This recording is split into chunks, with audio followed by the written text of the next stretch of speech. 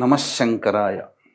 వీక్షించేటువంటి ప్రేక్షకుల చాలామంది వివాహ సమస్యలు, దాంపత్య సమస్యలు, వ్యాపారాభివృద్ధి, ఉద్యోగ సమస్యలు, ధనపరమైన సమస్యలతో సతమతమవుతున్నారా? డిసెంబర్ 19వ తారీఖు రోజున మార్గశిర అమావాస్య, లక్ష్మీ అవతార రూపము కమలాత్మిక అమ్మవారి జయంతి.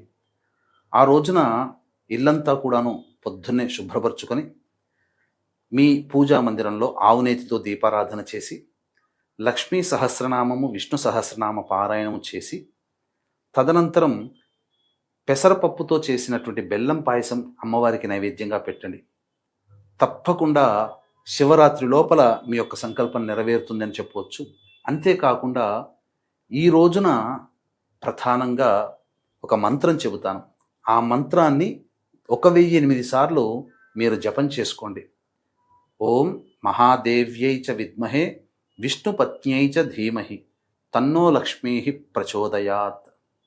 అలాగే ఈ కమలాత్మిక అమ్మవారి జయంతి డిసెంబర్ 19 మార్గశిర అమావాస్య రోజున మన పీఠం ఆధ్వర్యంలో మీ జాతకరీత్యా కలుగు అన్ని రకాల సమస్యల నివారణకి సర్వదోష నివారణ పూజలు, హోమాలు మరియు కమలాత్మిక మూలమంత్ర హోమము, ప్రత్యంగిర, బగళాముఖి, వారాహి, రాజశ్యామల హోమాలు అనేటివి సాయంకాలం 5 గంటలకి ప్రారంభమవుతుంది.